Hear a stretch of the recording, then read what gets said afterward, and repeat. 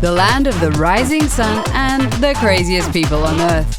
You might know about those weird Japanese TV shows, but they're also very good in developing insane video games.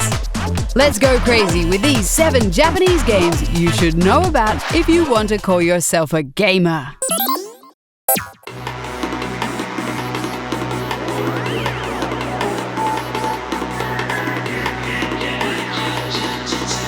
Katamari Damacy.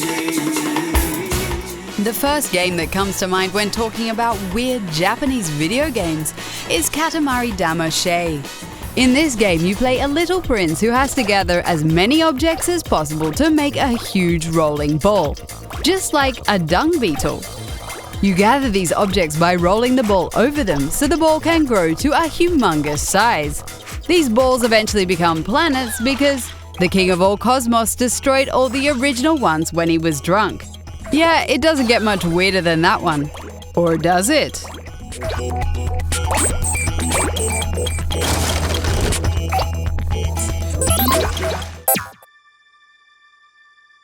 Everybody hates mosquitoes. In Mr. Mosquito, you can actually take the role of one of those flying parasites.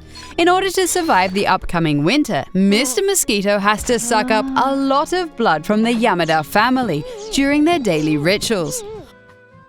One of the stages even features a lovely lady who is taking her daily bath. This game lets you sacrifice everything, even your good manners, to survive in the process.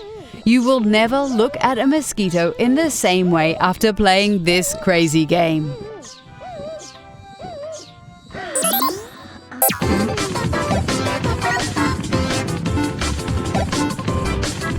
Muscle March is a WiiWare game in which you take control of a few homoerotic bodybuilders and have to run through walls in a specific pose.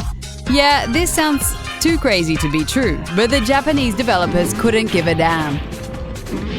Unlike other games from this list, this game is actually pretty fun to play. It came out for the North American and European WiiWare channels, so what's holding you back?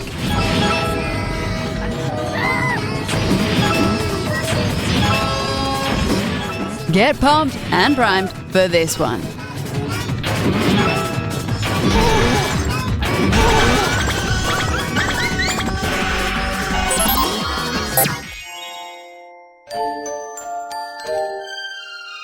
Everybody loves animals. The stranger, the better.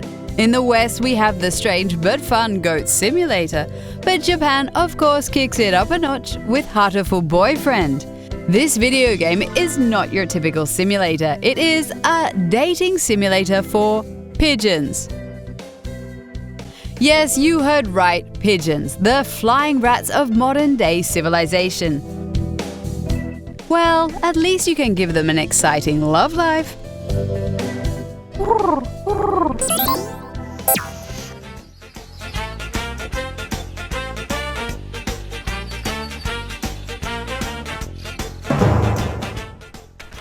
Working at an office might be dull, but not in this game. Incredible Crisis is a collection of bizarre mini-games that all take place in and around the office.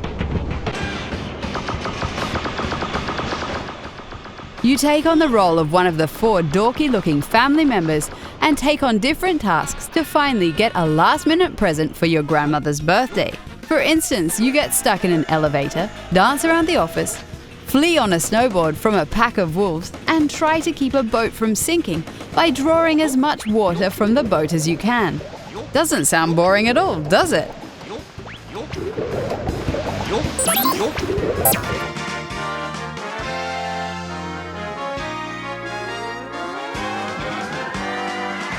Captain Rainbow is a Nintendo Wii game that wasn't released in the West because of its strange nature. In the game, you take on the role of Nick, who has the ability to transform into the titular hero, Captain Rainbow.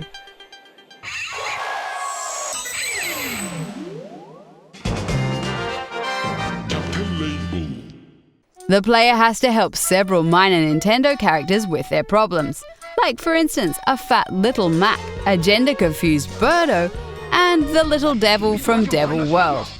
This sounds weird to you guys, right?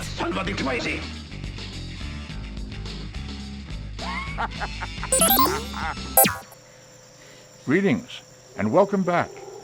You're doing a good job. Do you remember Tamagotchi from back in the day? Well, Zoomin is sort of the same thing, but then with a fish with a human head.